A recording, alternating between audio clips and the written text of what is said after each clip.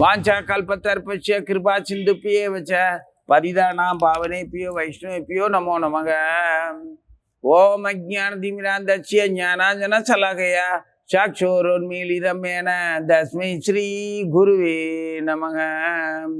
வாசுதேவ சுதம் தேவம் கம்சச்சானூரமர்தனம் தேவகி பரமானந்தம் கிருஷ்ணம் வந்தே ஜகத்குரும். காத்யாயினி மகாமாயே மகா யோகினி அதீஸ்வரி நந்தகோப சுதம் தேவி பதிந்தே குருதே நமக. ஓம் நமோ பகவதே வாசுதேவாய.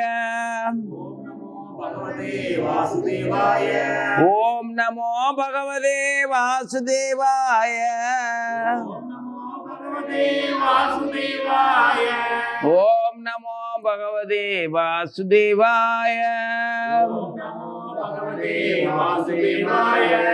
ஓம் நமோ பகவதே வாசுதேவாய.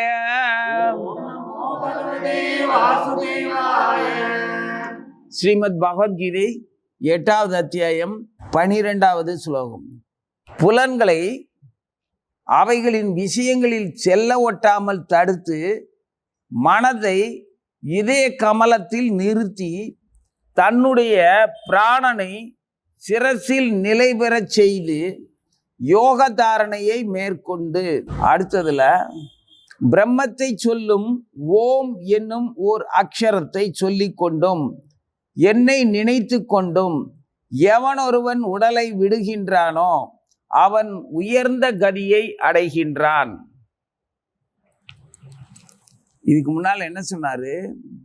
பகவானை எப்படி சிந்திக்கணும்னு சொன்னார். முழுமுதற் கடவுள் புருஷோத்தமராகிய முழுமுதற் கடவுளை எப்படி சிந்திக்கணும்னு கிருஷ்ணர் சொல்றார். அப்படி சொல்லும்போது மிக பழமையான புராதனமான மூத்தவர் அப்படின்னு சொன்னார்.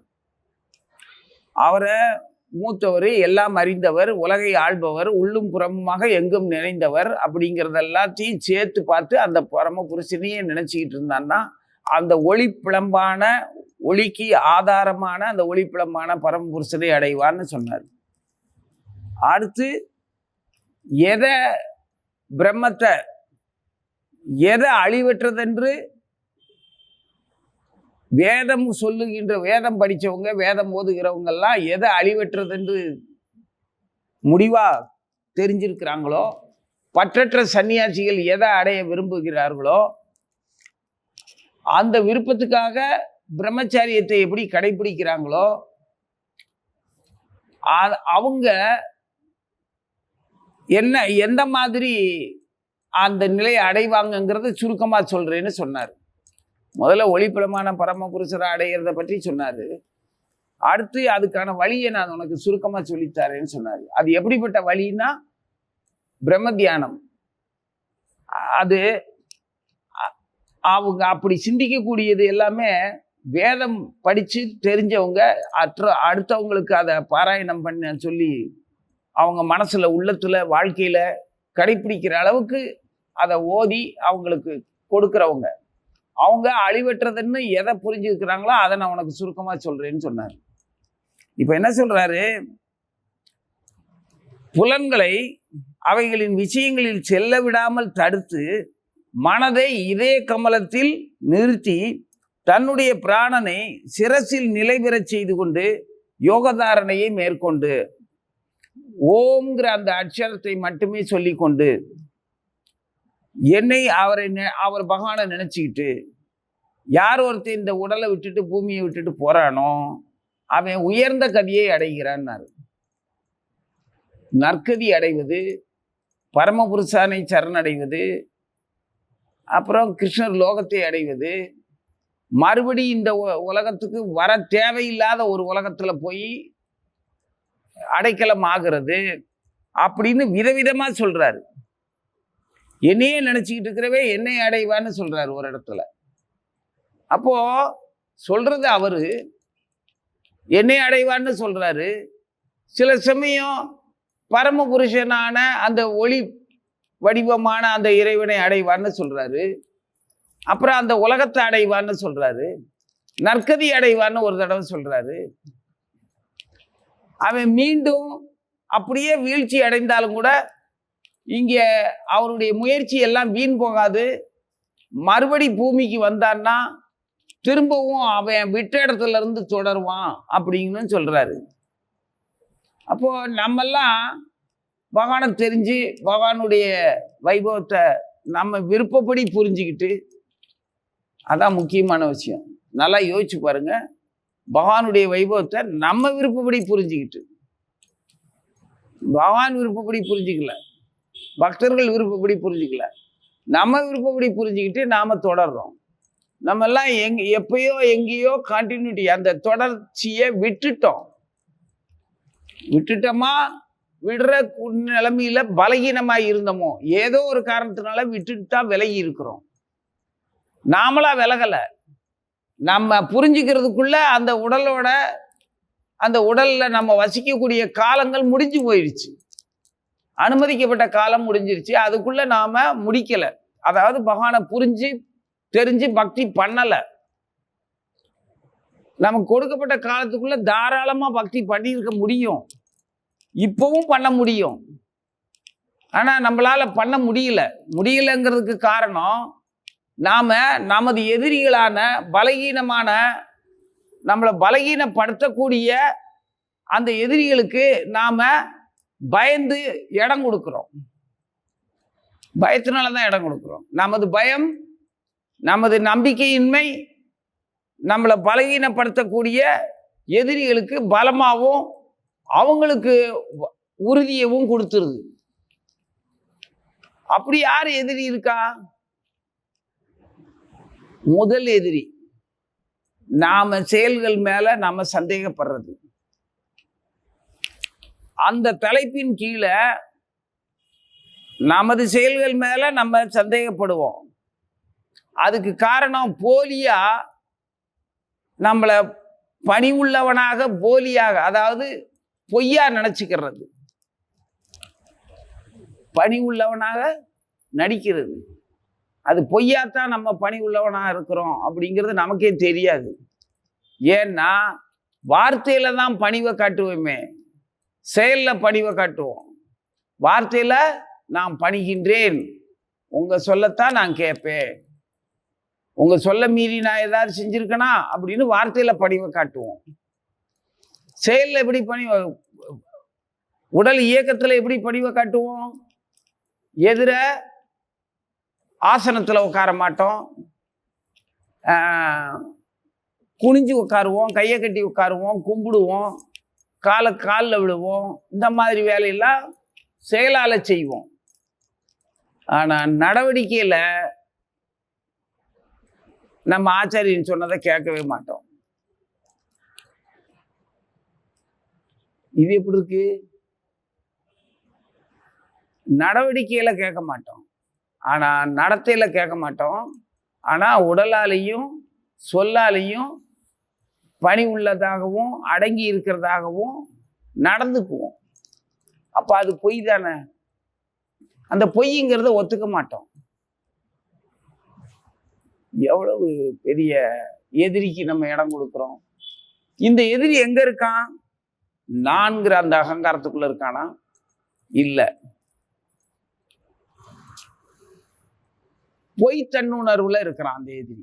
அந்த எதிரிக்கு தாராளமா அந்த எதிரிக்கு தீனி போட்டு வளர்த்துக்கிட்டு இருக்கிறோம், கூட தான் வச்சிட்டு இருப்போம். அவன் நம்ம கூட இருந்து நம்மளை வைராக்கியத்தையும் பணிவின்மையவும் நமக்கு வழங்கி நம்மளை பலகீனப்படுத்திக்கிட்டு இருக்காங்கிறதே நமக்கு தெரியாது. அவன் தான் நமது பலம்னே நினைப்போம். இது எப்படி எல்லாமே முரணானதாகவே இருக்கு இந்த பௌதிக உலகத்துல அப்படின்னா, பகவான் சொல்லியிருக்கிறார் ஏற்கனவே. தலைகீழான ஒரு ஆலமரம் இருக்குது, அதனுடைய வேர்கள் மேல் நோக்கி இருக்கும், கிளைகள் பூமியை நோக்கி இருக்கும். அதுல பற்றின்மைங்கிற வாளால அந்த கிளைகள்ல ஆசை, பாசம், அகங்காரம், காமம், கோபம், மதம், ஆச்சரியம், லோபம், இந்த மாதிரி விஷயங்கள், புலனின்பம், பொய் தன்னுணர்வு, கௌரவம், அந்தஸ்து அப்படிங்கிற கிளைகள் எல்லாம் வேதம் மேல பற்று, வேதங்களை படிச்சு அதன் மூலமா பலன் அடைகிறது, சுகபோகங்களுக்கு சொர்க்கத்துக்கு போறதுக்கு அப்படிங்கிற மாதிரி முக்தி அடைகிறதுக்குன்னு பல மாதிரியான நியாயமாதிரியான புலனின்பங்களை வீழ்த்தி நம்மளை தரத்தை தாழ வைக்கக்கூடிய பல கிளைகள் இருக்குது. அதெல்லாம் பற்றின்மைங்கிற வாளால வெட்டி வீழ்த்தி வேதங்கள் மூலமா இருக்கக்கூடிய அந்த வேர்களை போய் அடையணும். அது பல்வேறு உலகங்களுக்கு கொண்டு போகும். தேவலோகத்துக்கு, கந்தர்வ லோகத்துக்கு, கைலாசத்துக்கு, விஷ்ணு லோகத்துக்கு, பல வைகுண்ட உலகங்கள் இருக்கு. சின்ன சின்ன வேர்களா, ஆணிவேர் கோலோக பிருந்தாவனம், அங்க போய் சேரணும் அப்படின்னு இதுக்கு முன்னாடி உதாரணம் சொல்றாரு. அது எப்படி தலைகீழான ஒரு மரம் அப்படின்னா, நமக்கு பிம்பம் ஒரு நீர்நிலை பக்கத்துல கரையில இருக்கக்கூடிய ஒரு ஆலமரம் அந்த நீர்நிலையில பிம்பமா தெரியும் போது எப்படி இருக்கும்? தலைகீழ தெரியும். நல்லா நினைச்சு பாருங்க. தரையில இருக்கிற அந்த மரம், அந்த தரையில இருக்கிற மரத்துல இருந்து இன்னொரு மரம் தலைகீழ அந்த மரத்துல ஒட்டி வச்சோம்னா தண்ணியில தெரிகிற அந்த பிம்பத்தையும், நிஜமா கண்ணுக்கு ஸ்தூலமா தெரிகிற அந்த பிம்பத்தையும் ரெண்டையும் வேரோட வேறா ஒட்டி வச்சு பாருங்க, மரம் அந்த நேர் மரமும் தலைகீழ் மரமும் தெரியும். தெரியுதா? கற்பனையில புரியுதா? அந்த மாதிரி ஒரு உதாரணம் பகவானே சொல்லி இருக்கிறார். அதனால இங்க நாம எதெல்லாம் பலகீனம்னு நினைக்கிறோமோ அதெல்லாம் நம்மளை காப்பாற்றுற பலமுள்ள ஒரு ஆற்றல்கள். எதெல்லாம் பலமானதுன்னு நினைக்கிறோமோ அதெல்லாம் நம்மளை பலவீனப்படுத்தக்கூடிய ஆற்றல்கள். திருப்பி சொல்லவா? இங்க எதெல்லாம் பலம்னு நினைக்கிறோமோ அதெல்லாம் நம்மளை பலவீனப்படுத்தக்கூடிய ஆற்றல்கள். புரியுதா? அந்த மாதிரி நேர் எதிரான விஷயங்கள் தான் இங்க நமக்கு பலமாக தெரியும். அதனால பணிவுங்கிற அந்த ஒரு பக்தி இருந்ததுன்னா அவனால எதையும் சாதிக்க முடியும். இங்க புலன்களை அவைகளின் விஷயங்களில் செல்ல ஒட்டாமல்ங்கிறாரு. அதாவது சர்வத்வாராணி, விநாயகர் கவல்ல ஔவையார் சொல்லியிருப்பாங்க, ஐம்புல கதவை அடைப்பதும் காட்டி 9 வாயில் ஒரு மந்திரத்தால் ஐம்புல கதவை அடைப்பதும் காட்டி அப்படின்னு ஔவையார் சொல்றாங்க விநாயகர் முன்னால. ஏன்னா அவரு தான் 9 வாயிலுக்குமே ராஜா. அவரு தான். அவருடைய அனுமதி இல்லாம சனியோ சுக்கிரனோ ராகுவோ கேதுவோ அந்த 9 பேருமே ஒரு வேலையும் செய்ய முடியாது. அவர் அனுமதிய கேட்டுத்தான் அவங்க செயல்படணுங்கிற நிலைமை ஒருத்தனுக்கு எப்போ வரும்? அவங்க தன்னிச்சையாவே ஒரு ஜீவனை வழி நடத்துவாங்க, இயக்குவாங்க. பிள்ளையார்கிட்ட கேட்டுத்தான் இவனை இயக்கணும் அப்படிங்கிறது அவங்களுக்கு அந்த நிலைமை அந்த 9 பேருக்கும் எப்போ வரும்? எவன் ஒருத்தன் தன்னை பிள்ளையார்கிட்ட கொடுத்துருக்கிறானோ அப்பதான் வரும். நீ அனாதையா தெரிஞ்சேன்னா அவங்க 9 பேரும் அவங்க இஷ்டப்படி தான் உன்னைய தயார்படுத்துவாங்க, இயக்குவாங்க. ஆனா அவர்கிட்ட போய் உட்காந்துட்டேன்னா, உனக்கு இன்சார்ஜ் அவர் தான் இருந்ததுன்னா, என்னை கேட்காம உன்னை கேட்காம உன் பிள்ளைய யாராவது ஏதாவது பேசிட முடியுமா? உன்கிட்ட கேட்கணும்ல. ஸ்கூல்லையே உன் குழந்தைய கூட்டிக்கிட்டு எங்கேயாவது போறாங்கன்னு வை, வீட்டில் அவங்க உங்ககிட்ட அனுமதி கேட்பாங்க உன் பிள்ளைய கூட்டிகிட்டு போறதுக்கு. நீ சொல்லாம அவங்க எப்படி கூட்டிகிட்டு போயிடுவாங்க?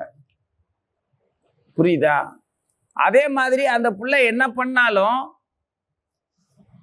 அதையும் உங்ககிட்ட தான் சொல்லுவாங்க. பெட்ரோல்கிட்ட தானே சொல்லுவாங்க உன் பிள்ளை எவ்வளோ சேட்டை பண்ணுறான் அப்படின்னு. அதே மாதிரி எதுவாக இருந்தாலும் யார்கிட்ட போய் சொல்லுவாங்க? நமக்கு தாயும் தகப்பனுமா கார்டியனா யார் இருக்காலோ பிள்ளையார் இருந்தாருன்னா அவர்கிட்ட தான் சொல்லுவாங்க. அவர் போட நான் பார்த்துக்கிறேன் பாரு. யார சொல்லுவார்ல, சுக்கிரனை ஏதாவது உன் மகனுக்கு நான் இதை கொடுக்க போறேன் அப்படின்னா என்ன கொடுக்க போற? இல்லை அவனுக்கு ஒரு கலைத்திறமையை ஆட பாட உல்லாசமா அப்படி இருக்கிறதுக்கான வழி இப்ப இருந்து நான் கொடுக்க போறேன் அப்படின்னு அவன் ஏற்கனவே ஆடு கழிப்பதான். நீ ஒன்றும் கொடுக்க வேணாம், நான் பார்த்துக்கிறேன், ஏன்ட்ட கூட நான் அவனுக்கு எப்போ தரணுமோ தருவேன் அப்படின்னு பிடிக்கி வச்சுக்குவார். அப்போ பிள்ளையார் கெடுக்கிறாரா நம்மள? இல்லை.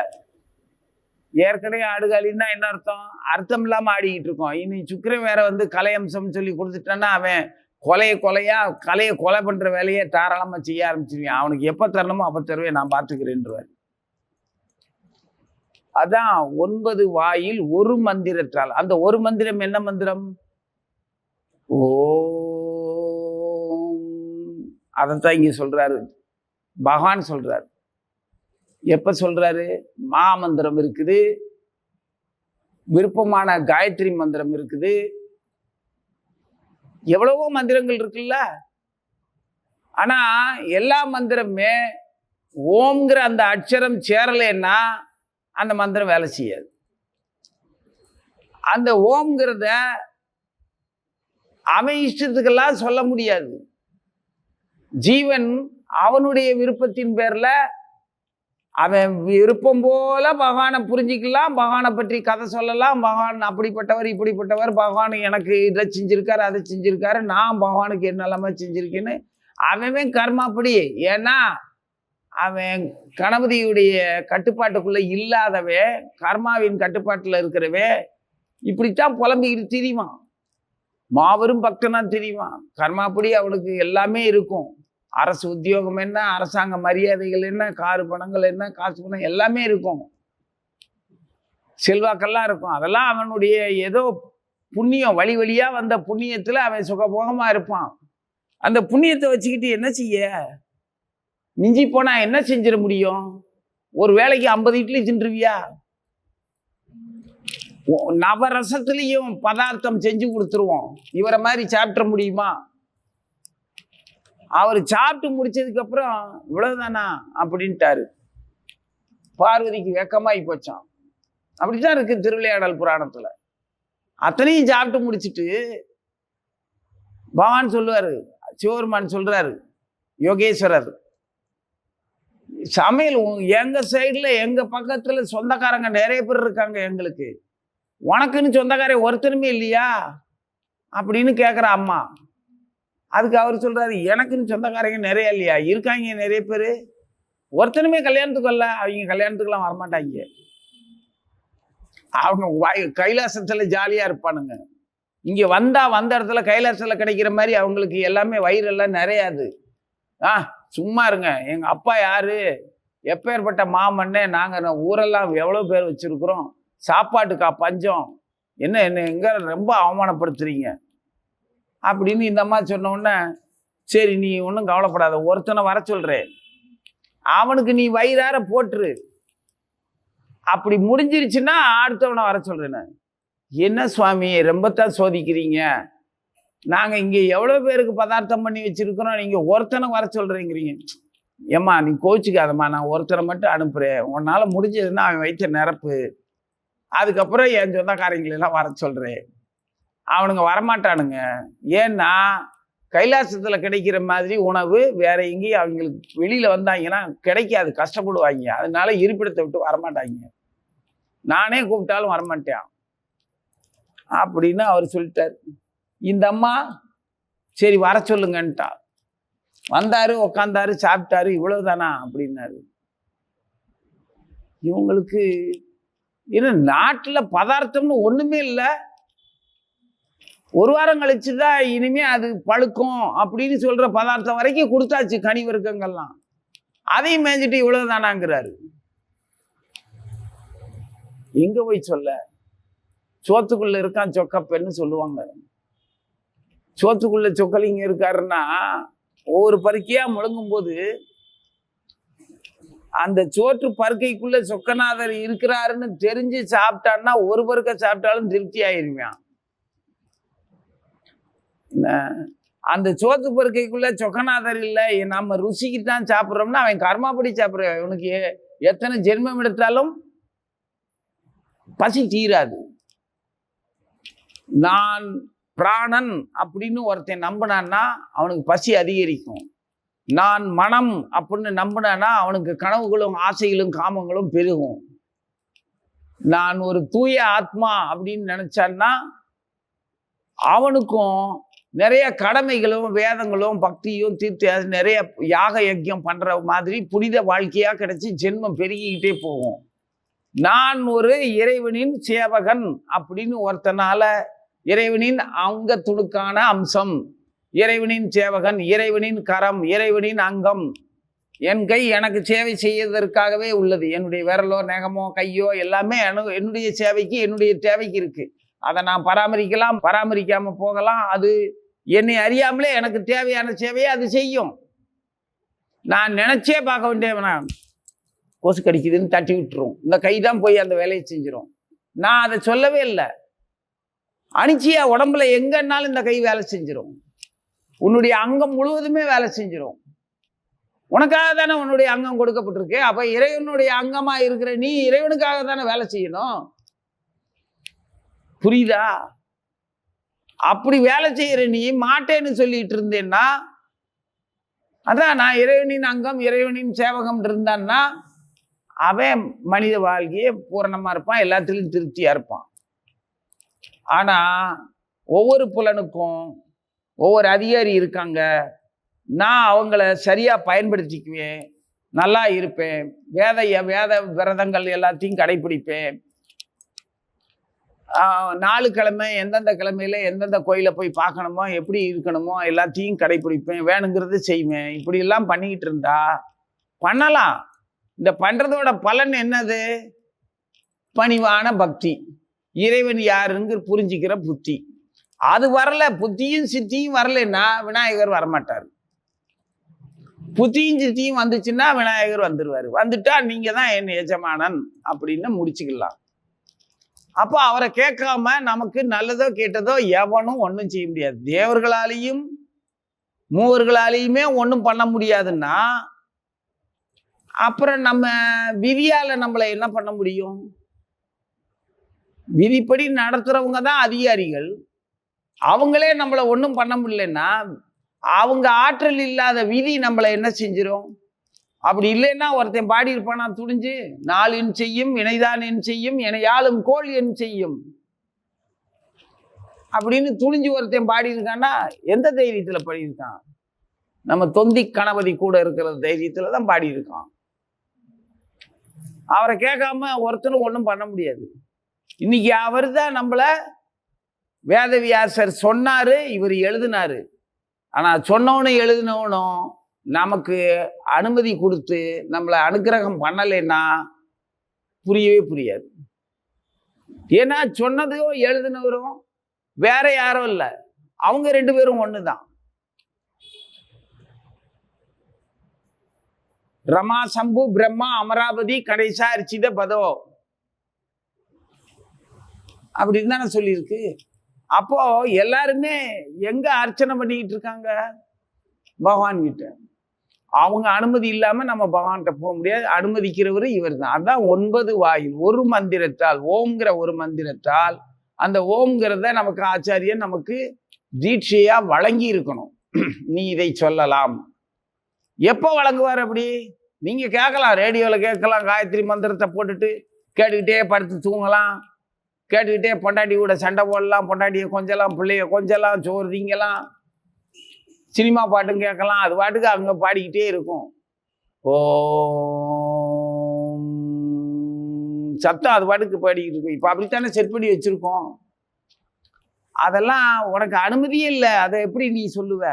அதுக்கு என்ன உயிரா இருக்கு?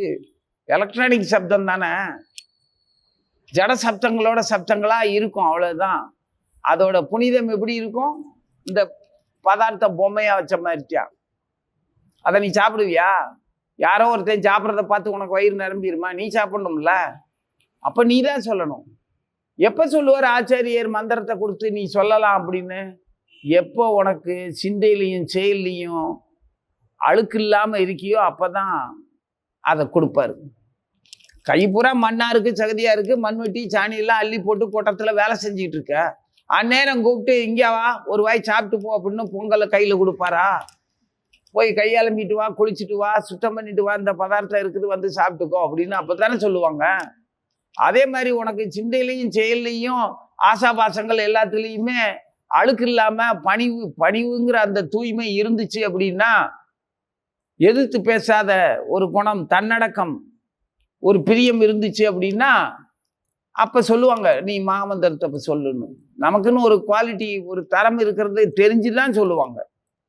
அப்படி அவங்க சொல்ல அனுமதிச்சாதான் அது செல்லும் நமக்கு. கவர்னர் கையெழுத்து இல்லாத ரூபா தாளி செல்லாதுல்ல. இப்படி கள்ள நோட்டை வச்செல்லாம் எத்தனை நாளைக்கு பிழைக்க முடியும்? எப்போவாது மாட்டுவோம்ல. கள்ள நோட்டு பக்தியெல்லாம் நமக்கு வேண்டாம். கட்டுக்கட்டா கள்ள நோட்டு பக்தியை வச்சு படம் காட்டுறதுனால பிரயோஜனம் இல்லை. உண்மையான உபத்திரவம் இல்லாத உண்மையான தூய்மையான பக்தி இருக்கணும், பணிவு இருக்கணும். அந்த நோட்டு செல்லும். அப்படித்தானே இருக்கணும். அந்த மாதிரி ஒவ்வொரு சொல்லுக்கும் ஆச்சாரியனுடைய அனுமதி இருக்கும். அந்த ஆச்சாரியனுடைய அனுமதியும் அனுகிரகமும் இருந்துச்சுன்னா ஒரு மந்திரத்தால் 9 வாயில்களுக்கும் ஐம்புல கதவை, வாசல் 9 கதவு 5 எங்க இருக்கு? அதைத்தான் சொல்றாரு, நவத்வாரங்களையும் அடைத்து விடு. பகவான் சொல்றது அதுதான். பிராணன் எங்க இருக்குன்னே தெரியாது. எங்க இருக்குன்னு நீ தெரிஞ்சுக்கவே வேண்டாம். கதவு புறம் பூட்டு, கண்ணு காது மூக்கு ஐம்புல கதவை பூட்டு, ஓம்ங்கிறத சொல்லு. இயல்பாவே அந்த ஓம் இழுத்துட்டு வந்துடும். பிராணன் பெருவரில் இருந்தாலும் சரி, ஆசன வாயில இருந்தாலும் சரி, மலை வாயில இருந்தாலும் சரி, ஜலவாயில இருந்தாலும் சரி, தொண்டையில இருந்தாலும் சரி, மண்டையில இருந்தாலும் சரி, காதுல கண்ணுல மூக்குல எண்ணத்துல எங்க இருந்தாலும் சரி, எல்லாத்தையும் இழுத்துட்டு வந்துடும். இழுத்துட்டு வந்து எங்க கொடுக்கும்? மனம்ங்கிற அந்த இதய கமலத்துல. இதய கமலம்னா இதயம்ங்கிறத தாமரை மலருக்கு ஒப்பிடுறாரு, கமலம்னு சொல்றாரு. அந்த கமலம்னா என்ன அர்த்தம்? இதய தாமரையில் அப்படின்னு சொல்லல, இதய கமலத்துலன்னு சொல்றாரு. கமலம்னா அங்க தாய் அன்னை பராசக்தி மகாலட்சுமி உட்கார்ந்து இருக்கிற இடம், அந்த கமலம். ஏன்னா அவதான் நவசக்திகளாகவும் புறசக்தியாகவும் அகசக்தியாகவும் இருக்கிறவ அவதான். அகசக்தியா இருக்கும்போது மகாலட்சுமியா இருக்கிறா, புறசக்தியா இருக்கும்போது அன்னை பராசக்தியா இருக்கிறா. நீ தவத்திலையும் விரதத்திலையும் கடைபிடிக்கும் போது உடலுக்கு தேவையான நவசக்தியா இருக்கிறா. இந்த நவசக்தியா இருக்கிறவதான் உன்னுடைய ஐம்புல கதவையும் அடைக்கவோ திறக்கவோ சாவி அம்மா கையில தான் இருக்கு. அவ பிள்ளைய எப்படி நடத்தணுங்கிறது அவளுக்கு தான் தெரியும். இந்த உரிமையெல்லாம் தெய்வங்கள் எப்ப யாருகிட்ட எடுத்துக்குவாங்க? எல்லா ஜீவர்கள்ட்டையும் எடுத்துக்குவாங்க. ஆனா ஜீவர்கள் அனுமதி இல்லாம அந்த உரிமையை அவங்க எடுக்க மாட்டாங்க. ஏன்னா பகவான் கொடுத்த சுதந்திரத்துல ஜீவர்கள் இஷ்டம் போல அவ என்ன வேணாலும் பண்றதுக்கு அவனுக்கு அனுமதி இருக்குது. வரம்பு மீறி போக முடியாதபடி துர்காமா பார்த்துக்குவாங்க. ரொம்ப ஓவரா பண்ணா 12 மாடி வீடு கட்டியிருப்பான், 12வது மாடியில இருந்து பொத்துன்னு கீழே விழுந்து செத்து போயிருவான். அடுத்த பிறவிக்கு நீ 12 மாடி வீடை உன் பரம்பரை அனுபவிப்பாங்க. நீ அதே வீட்டு வாசல்ல நாய்க்குட்டியா கொஞ்ச நாள் இருந்து வாழ்ந்துட்டு வந்து சேருன்றுவாங்க. இதெல்லாம் உள்ள செயலாற்றலின் நுணுக்கங்கள் உணர கடினமானவையேன்னு இருக்காரு. இந்த செயல் விளைவுகளுக்குள்ளெல்லாம் நம்ம போய் நுழைஞ்சு ஒவ்வொரு ஃபைலுக்கும் ஒவ்வொரு பிரச்சனைக்கும் என்ன வேணும் ஏது வேணும், அது எப்படி நடக்கும் இது எப்படி நடக்கணும் வியாக்கியானம்லாம் பண்ண வேண்டிய அவசியமே இல்லை. அவன் மட்டும் எப்படி அப்படி பக்தி பண்றான், இவன் பக்தி என்ன இப்படி இருக்கு, இவன் மட்டும் எப்படி செல்வந்தனா இருக்கான், நல்லது செய்யறவனுக்கு காலம் இல்லை, இந்த மாதிரிலாம் புலம்பி திண்டாட வேண்டிய அவசியமே இல்லை. நம்மளையும் நம்ம காலத்தையும் நம்ம இறைவனையும் பார்த்தோம்னா நமது காலம் நம்மளை எப்படி வழி நடத்துது, இதே காலம் நான் சிறுவனாக இருக்கும்போது என்னை எப்படி வழி நடத்துச்சு, இதே காலம் இப்ப என்னை எப்படி வழி நடத்துது, நாளைக்கு இதே காலம் நான் காலமாகும் போது என்னை எப்படி கைப்பிடிச்சு கூட்டிட்டு போகும். நான் அன்பா பாசமா நன்றியோட இருக்க வேண்டிய என்னுடைய வம்சாவளிகள், என்னை மூத்தவர்களோ எனக்கு அப்புறம் உள்ள வரக்கூடியவர்களோ அவங்க இந்த பாதையில எப்படி வருவாங்க, நான் மட்டும் தப்பிச்சேன்னா எப்படி, அவங்களும் தப்பிக்கணும்ல, அவங்களும் நல்லா இருக்கணும்ல. துருவனுக்கும் அதே தான். பகவானை பார்த்ததுக்கு அப்புறம் எங்க அம்மா அப்படிமா அங்க பாரு அப்படின்னு அம்மா முன்னால வைகுண்டத்துக்கு போயிட்டு இருப்பான். அவ ஒரு தமும் பண்ணல, ஒரு அறிவும் கிடையாது, எதுவுமே கிடையாது. அவட்ட இருந்தது ஒன்னே ஒண்ணு, தான் பிள்ளைய பெற்றது நல்ல வழி காட்டினது மட்டும்தான். எல்லாவற்றுக்கும் அதிகாரி பகவான் ஸ்ரீமன் நாராயணனே, அவனை சரணடைகிறத தவிர நமக்கு வேற கதி இல்லம்மாவனே அப்படின்னு சொன்னதுதான் அந்த அம்மா சொன்னது. அந்த அம்மா சொல் பேச்ச கேட்டு அந்த ஒரே ஒரு வார்த்தைக்காக ஸ்ரீமன் நாராயணனே நமக்கு கதி அப்படின்னு சொன்னதை கேட்டு இவன் ஸ்ரீமன் நாராயணனே கதின்னு போய் நின்னான். தாய் தான் முதல் வழிகாட்டியான குரு, சிக்ஷா குரு. தீட்சா குருவா நாரதர் வந்தார், வந்து தீட்சை வழங்கினார். சிக்ஷா குருவா அம்மா வந்தா. நமக்கு முதல்ல வழிகாட்டுறதுக்கு ஒரு குரு வருவார். அந்த குரு பேச்ச கேட்டு சரியா இருந்தோம்னா அந்த அறிவை தீட்சண்யத்தை கூர்மைப்படுத்துவதற்கு இருக்கிற ஆற்றலை பயனுள்ளதாக்குறதுக்கு அடுத்து ஜெயிச்சை குரு வருவார். அவர் கொடுத்தாச்சு அப்படின்னா அவ்வளவுதான். அதுக்கப்புறம் அந்த ஜீவனுக்கு எந்த காலத்திலையும் தோல்வியே கிடையாது. அவன் எப்படி வாழ்ந்தாலும் சரி, அவனுடைய செயல்கள் எல்லாம் கணக்கில் எடுத்துக்கொள்ளப்படும், பக்தியாக எடுத்துக்கொள்ளப்படும். அதுதான் பிரச்சனை. போற வழியில தண்ணி குடிக்கிறான், தண்ணி கங்கையில வாழ்ந்துக்கிறான், தண்ணி குடிச்சிட்டு அந்த மிச்ச கங்கா தீர்த்தத்தை அந்த செம்புல இருக்கிறத இப்படி ஊத்துறான். அந்த இடத்துல துளசி செடி இருக்கு, அது மேல விழுந்துருச்சு. இவன் துளசிக்கு தீர்த்தம்லாம் வார்க்கல, ஆனா கணக்குல கங்கா தீர்த்தத்தை எடுத்துட்டு அவன் அது சுத்தமா இருக்கா நல்லா இருக்கான்னு பருகி பார்த்துட்டு அதை துளசிக்கு ஊத்துனான் அப்படின்னு எடுத்துக்குவாங்க. அதுக்கு அவன் என்ன எங்க பிறக்கணும்? கங்கை கரையில பிறக்கணும், துளசி வனத்துல திரியணும். தீர்த்தத்தை வேற எங்கேயும் சுத்தம் பண்ற பேர் வழின்னு வேற யாருக்கிட்டையும் வாங்கி குடிக்காம அவனா முகர்ந்து எடுத்து குடிக்கணும்.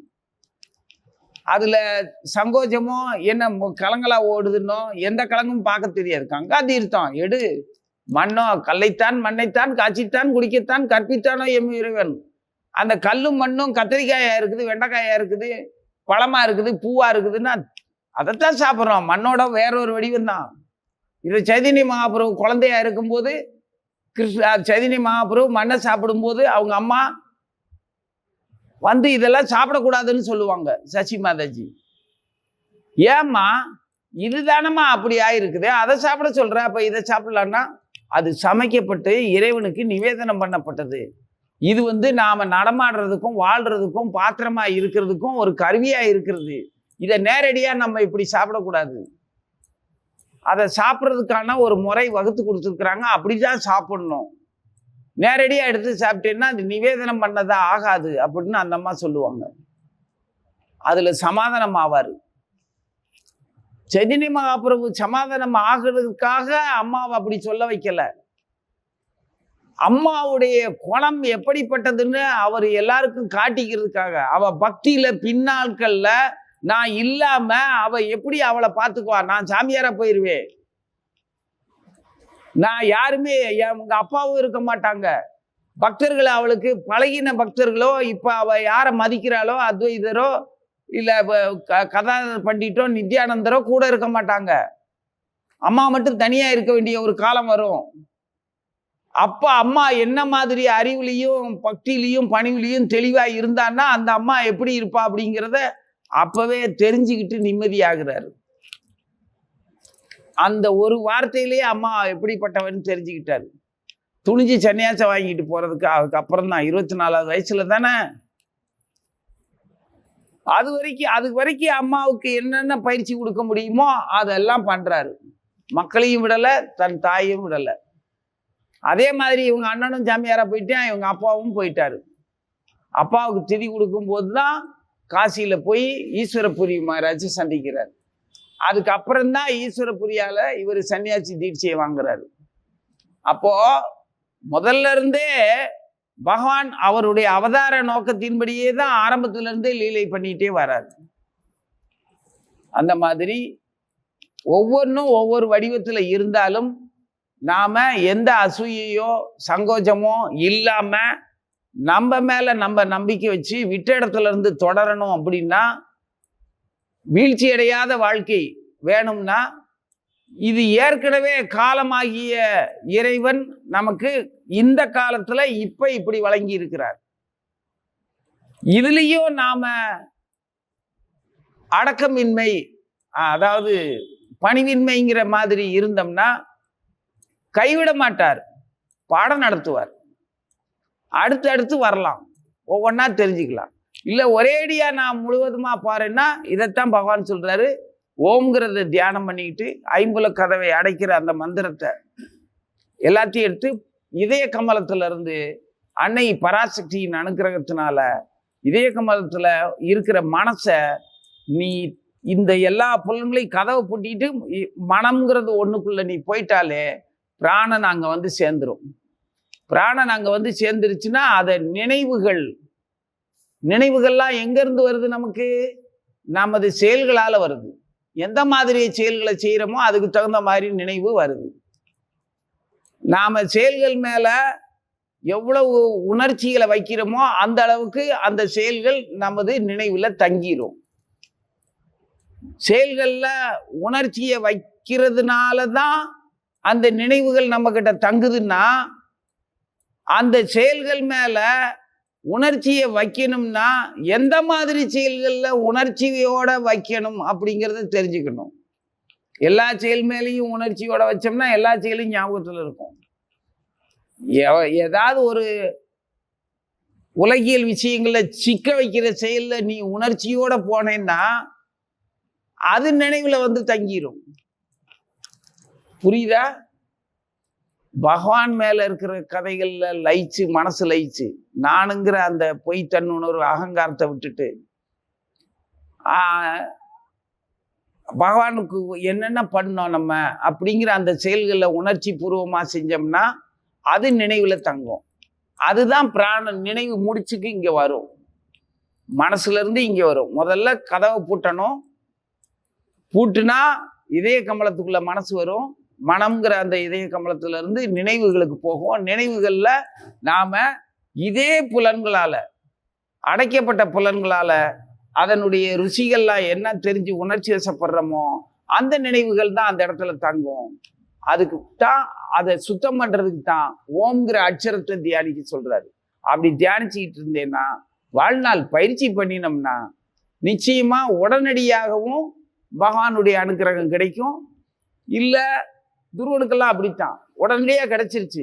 ஆனாலும் நீ கணக்குப்படி 100 வயசு வாழ்ந்து எல்லாத்தையும் யார் யாருக்கு என்னென்ன செய்யணுமோ எல்லாத்தையும் செஞ்சுட்டு உன்னால என்னென்ன நடக்கணுமோ எல்லாத்தையும் முடிச்சுட்டு அப்புறம் வந்து சேருன்னு சொல்லி விட்டுட்டு தான் போனார். 6 வயசுலேயே அவன் போகணும்னா வைகுண்டம் போயிருக்கலாம். ஆனா பகவான் அப்படி செய்யல. நீ 100 வயசு வரைக்கும் என்னென்ன பண்ணணுமோ எல்லாத்தையும் பண்ணிட்டு அப்புறம் வா அப்படின்னு போயிட்டாரு. உனக்கான இடம் உறுதியா இருக்குன்னு. அதுக்கப்புறமும் இன்னைக்குன்னு பக்தர்கள்லையே தனக்குன்னு ஒரு உலகத்தை வாங்கினவே துருவன் தான். இன்னைக்கு விடிய காலையில விடிவெள்ளின்னு சொல்லி நம்ம வணங்குறோம்ல, அதிகாலையில பிரம்ம முகூர்த்தத்துல துருவனை பார்த்து நினைச்சு அந்த விடிவெள்ளியை பார்த்து வணங்கி பாசத்தோட வணங்கினோம்னா நம்ம என்ன மனோபாவத்துல வணங்குறோமோ அது அந்த பிறவியில அந்த நாள்ல அந்த நேரத்திலேயே நிறைவேறும். தோல்வியே கிடையாது உனக்கு எப்பவுமே. நீ எப்படி வேணாலும் வாழ்ந்துக்கோ, உன்னை சரியா வழி நடத்தி வெற்றி பெற வைக்கிறது அவங்க பொறுப்பாயிரும். அதனால மகாபிரபுடைய சரணத்துல அன்னையுடைய அனுக்கிரகத்தினால, பராசக்தியினுடைய அனுக்கிரகத்தினால, மாயையினுடைய அந்த வழிநடத்தல், மாயா நம்மள பக்தியே இல்லைன்னாலும், எப்படி ராஜ்யமே இல்லாத பிள்ளைய ராசா அப்படின்னு அம்மா கொஞ்சுவல்ல, அந்த மாதிரி நமக்கு புத்தி இல்லை பக்தி இல்லைன்னாலும் நம்மள பக்தி உள்ளவனாவும் புத்தி உள்ளவனாவும் நம்ப வைக்கிறது அவதான். அந்த மாதிரி நம்ப வச்சாலும் பொய்யா நம்ப வச்சாலும், எங்க அம்மா என்னைய சொன்னா நான் தான் ராஜா அப்படின்னு நம்புறதுல உனக்கு என்ன கஷ்டம்? சந்தோஷமா இருக்காது நம்பிக்கை. உண்மையிலேயே நான் ராசாவாமா அப்படின்னு போய் கேட்பியா? கேட்டாலும் ஆமடா கண்ணா நீ தாண்டா ராசா அப்படின்பா. அந்த மாதிரி அந்த மாயா அவளுடைய அனுகிரகத்தினாலையும் நாம விரதங்களையும் தவத்தையும் நம்மளால முடிஞ்ச செயல்களையும் நம்பிக்கையோடையும் வைராக்கியத்தோடையும் நம்மளை பலவீனப்படுத்தக்கூடிய செயல்களை எல்லாம் கொஞ்சம் கூட நம்ம மதிக்கலைன்னா அது பலவீனப்படுத்தக்கூடியது பலம் இழந்து போயிடும், அது வாட்டுக்கு போயிடும். பசிக்குது தின்னே ஆகணும் அப்படின்னு சொல்லி தவிக்கிறது ஒரு வகை. அது எப்போவும் தான் பசிக்கிட்டு இருக்கு, சாகுற வரைக்கும். செத்ததுக்கு அப்புறம் வாயில 2 அரிசியை போடத்தான் செய்வாங்க. நம்ம என்ன திங்கவா போறோம் அப்படின்னு நினைச்சிட்டு அசால்ட்டா இருந்தேன்னா பசி ஒன்றும் பண்ணாது, பலமும் குறையாது. இப்ப என்ன பசிக்கவே இல்லை, சாப்பிட சொல்றாங்க சாப்பிடுவோம், இந்த அங்க சாப்பிட சொல்றாங்க சாப்பிடுவோம், இந்த இங்கே சாப்பிட சொல்றாங்க சாப்பிடுவோம், வாங்கி உள்ள போடு, குறையே இல்லாம இரு, அப்பவும் பசி வராது. போட்டாலும் பசி வரக்கூடாது, போடலைன்னாலும் பசி வரக்கூடாது. அந்த நிலையை அடைஞ்சோம்னா, இந்த எதையாவது குடிங்கயா சாப்பிடுங்கன்னு சொன்னோம்னா இப்பதான் சாப்பிட்டு வர்றேன், இப்பதான் சாப்பிட்டா என்ன, வீட்டுல இருந்து இந்த வந்து ஒரு 10 நிமிஷம் ஆயிருக்கும்ல தின்னு, இப்பதான் மூச்சு விட்டேன் மூச்சை நிறுத்திக்கிறேன் அப்படின்னா போய் சேரு, கொடுத்தா திங்க வேண்டியதானே. இல்லாம போற நேரம்லாம் தவிச்சினாலும் கிடைக்கல, இல்ல கிடைக்காத நேரமும் இருக்கும்ல. புரியுதா? அடங்கக்கூடாது. எதுக்கு? நமது புலன்களுக்கு அடக்கணும். கோஸ்வாமி ஆக போறியா, கோதாசன் ஆக போறியா? கோஸ்வாமி ஆகுங்க. ஜெய் ஸ்ரீ கிருஷ்ண சைதன்ய பிரபு நித்யானந்த ஸ்ரீ அத்வைத கதாதர சிவ சதி கௌர் பக்த விருந்தா. ஹரே கிருஷ்ணா கிருஷ்ண கிருஷ்ண ஹரே ஹரே, ஹரே ராம ராம ராம ஹரே ஹரே.